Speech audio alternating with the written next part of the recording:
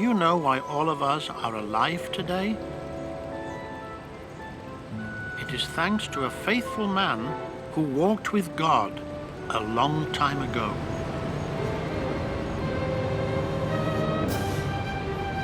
His name was Noah.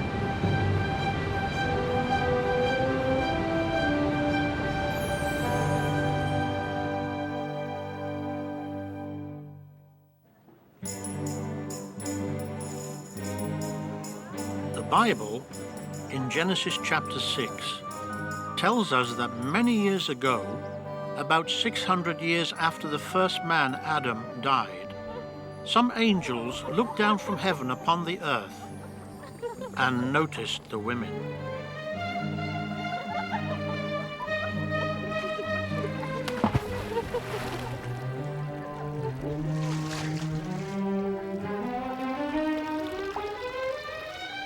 They saw that they were very pretty, and those angels began to have bad thoughts.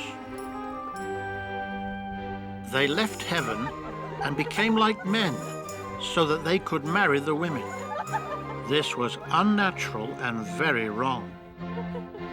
The women then had babies who grew up to be giant bullies called Nephilim. These bullies beat up people. Many men copied their bad example.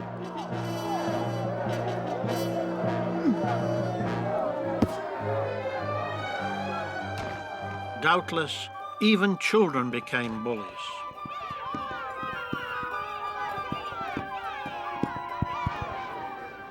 People in that violent world ignored the suffering around them.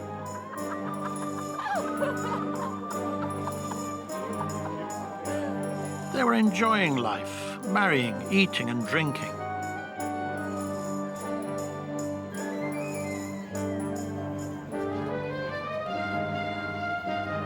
They were buying and selling and did not care about God.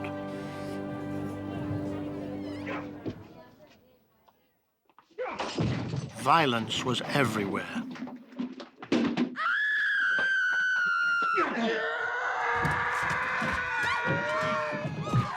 Innocent people were being attacked.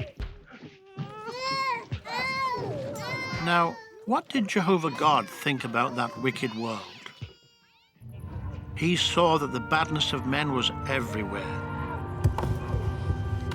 and that what they thought about was only bad all the time. Jehovah felt hurt that men were wicked. What did God decide to do about it? He said, "I am going to wipe mankind from the face of the earth."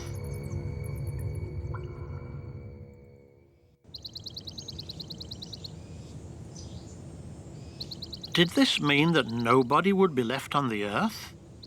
No. The Bible tells us that during this time of violence, at least one man obeyed God, Noah. This God-fearing man and his wife had 3 sons. Probably the firstborn was Japheth.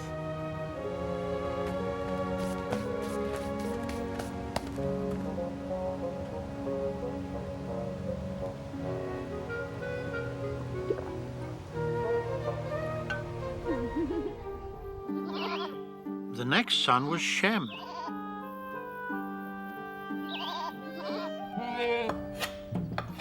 Ham was the youngest.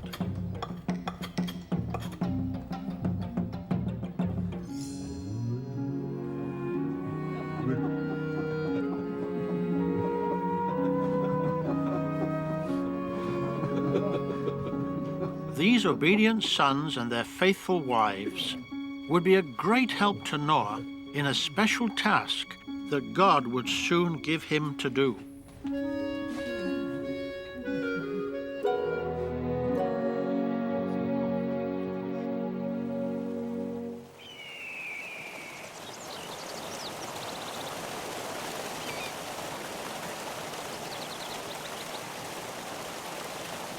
Why did Jehovah favor Noah? What made him special? Noah was a faithful man who walked with God by serving him from day to day. He was different from the rest of mankind. He obeyed God.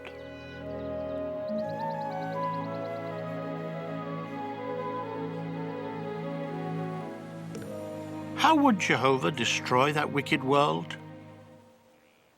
He said, "I am going to cause a huge flood to cleanse the earth.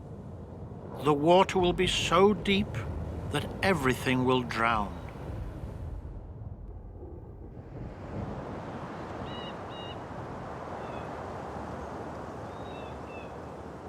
But what about the birds and the animals?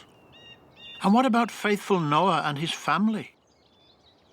Jehovah gave Noah special instructions on how to build a life-saving ark. What would it look like?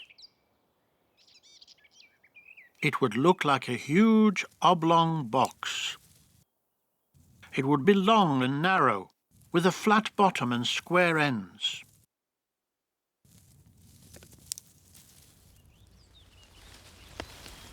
They had to clear a large area in order to measure out the ground plan for this huge ark. Can you imagine how big it would be? It would be over 400 feet long, much longer than a football field, about 70 feet wide, and as high as a 4-story house.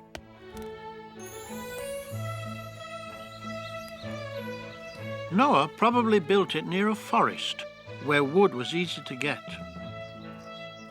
But how would Noah and his family, only 8 persons, build such a massive vessel? It was something they had never done before.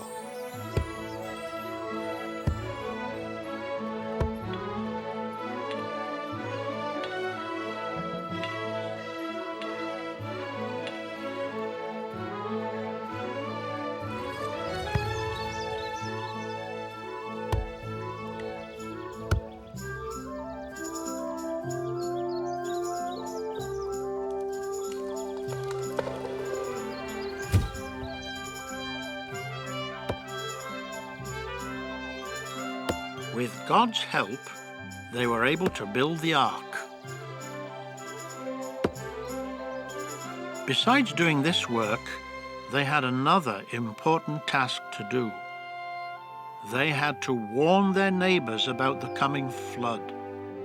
Can you imagine how those people might have reacted to their preaching? Yeah. They probably said, "You fools! Why are you building this huge box here? You're wasting your time. Our world is not going to end." They ignored Noah's warning and just continued in their normal daily routine. But Noah listened to God, not to his neighbors. It took him and his family a long time to build the ark. For over 40 years, they obediently worked hard at it.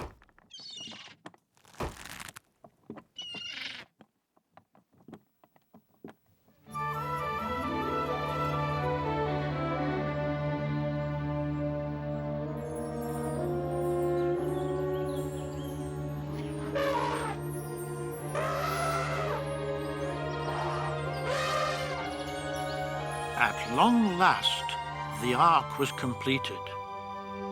They had made it waterproof.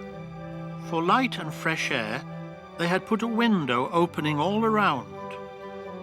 They also made a large door in its side.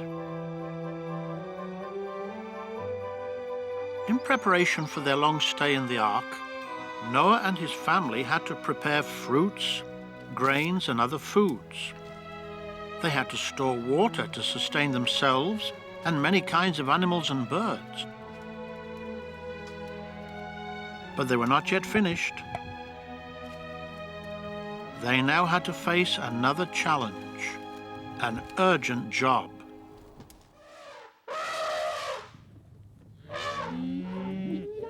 Genesis chapter 7 tells us that Noah and his family started to lead all the different kinds of animals into the ark. They only had a short time to do it. Why? Because God said, "In just 7 days more, I am making it rain upon the earth for 40 days and 40 nights. The whole earth will be flooded, and I will wipe out every breathing thing. Therefore, take into the ark 7 each of the clean animals to be used in my worship.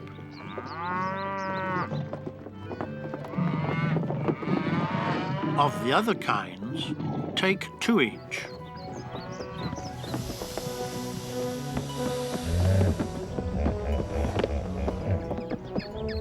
Jehovah must have helped Noah to direct the many kinds of animals that had to be led into the ark.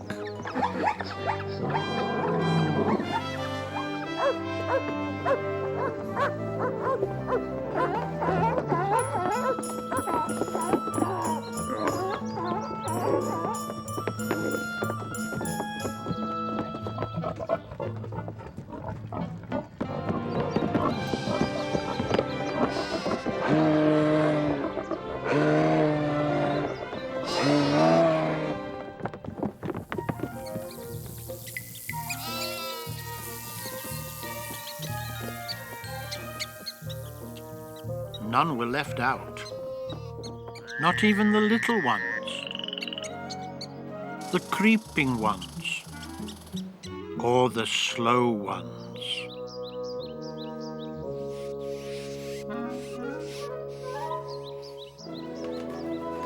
Did Noah waste any time? Did he think, well, this can all wait until tomorrow? No. He did according to all that Jehovah had commanded him. It wasn't easy, but once again, he and his family showed that they were God-fearing and obedient. They did just so.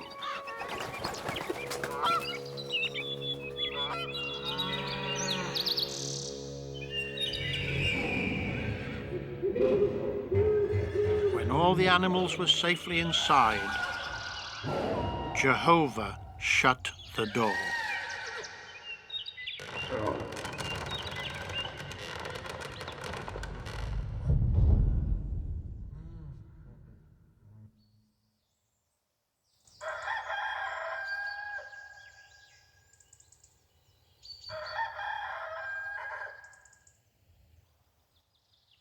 Now Noah and his family had to wait. Would the flood come? Or would they look foolish, all locked up inside the ark?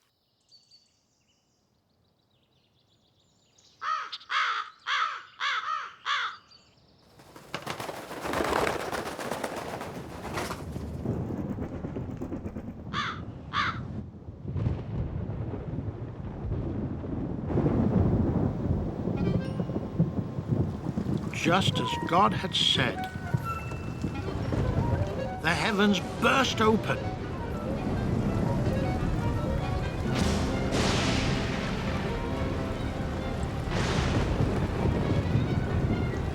It rained and it rained without stopping. It was a deluge.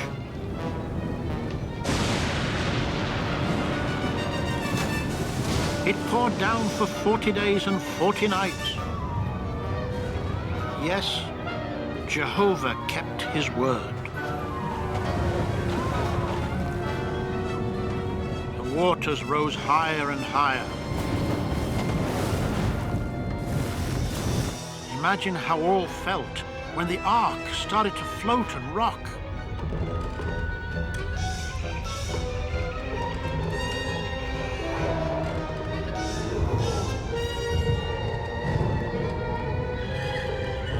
The animals were scared. They had no idea what was happening.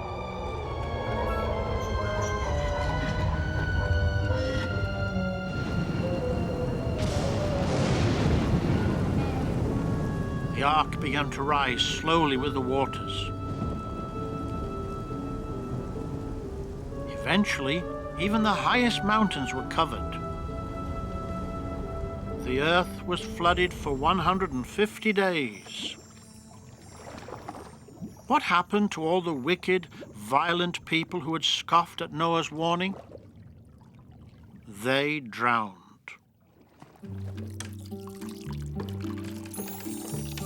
During all the months that the ark floated, Noah and his family were kept busy. They cared for their own needs and for those of the animals.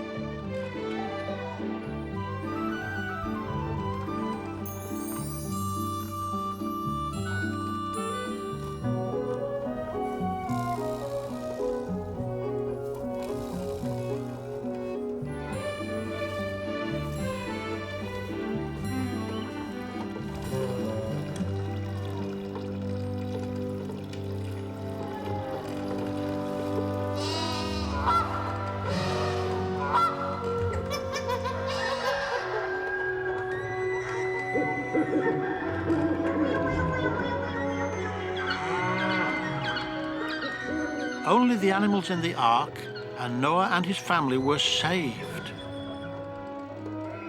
8 people survived because they listened to Jehovah and did as he commanded. They did just so. Next, God caused a wind to pass over the earth to dry it out. The waters began to drop, forming oceans, seas, lakes, and rivers.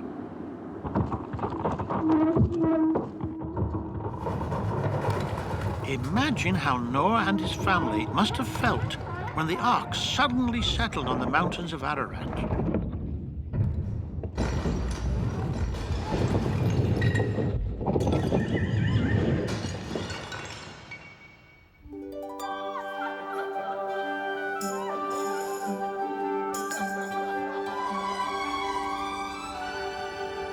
What happened next? Genesis chapter 8 says that Noah sent out a raven to see if there was any dry land nearby. But it kept coming back. There was no place for it to land.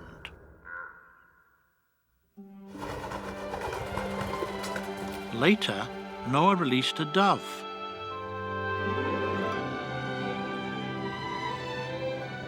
But no matter how far it searched, there were no trees.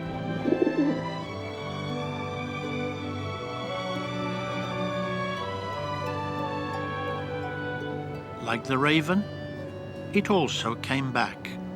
7 days later, Noah sent the dove out again. It came back with a freshly plucked olive leaf in its beak. Noah now knew that some trees were visible again. Eventually, the earth dried off. Noah now waited for Jehovah's next command. God said, "Go out of the ark, you and all your family and all the birds and animals."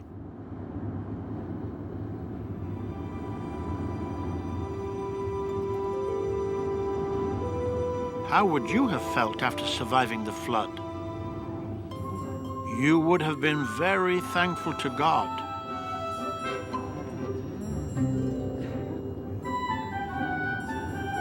And that's just how Noah and his family felt.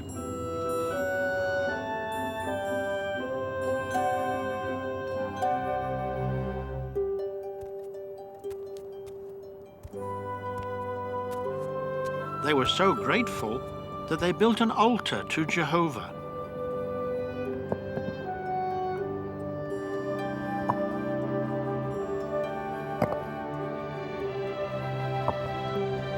They offered sacrifices of thanksgiving upon it. God was very pleased with Noah's thankful worship.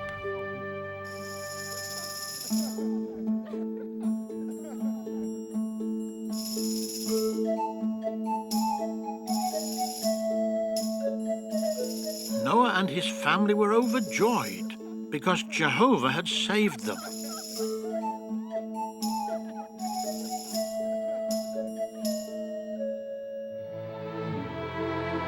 Jehovah now blessed them and told them to have children and spread across the earth. In time, Noah's sons and their wives had families.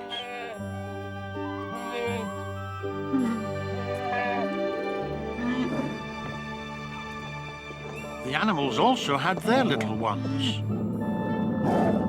Thus the human and animal population began to spread over all the earth.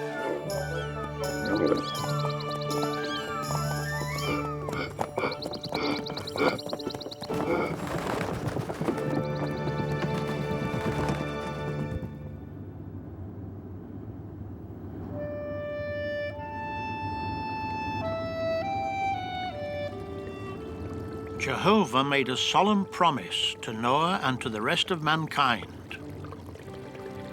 Never again will I send a flood to ruin the whole earth. He gave them something beautiful in the sky to help them remember his promise. My rainbow I do give in the cloud, and it must serve as a sign of the agreement between me and the earth.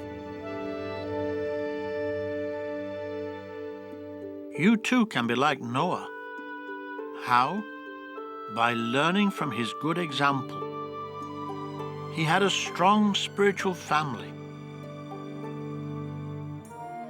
Together, they had built the ark and had cared for the animals.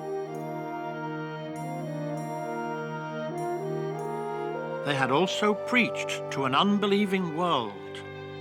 Yes, Noah was a preacher of righteousness. Noah walked with God. And now, so must we. How? We must preach the good news that God has promised to cleanse our world of the wicked. He will restore paradise on earth for all the good people who serve him and follow his Son, Jesus. Then Noah and his family will come back to life on earth. Will you and your family be there?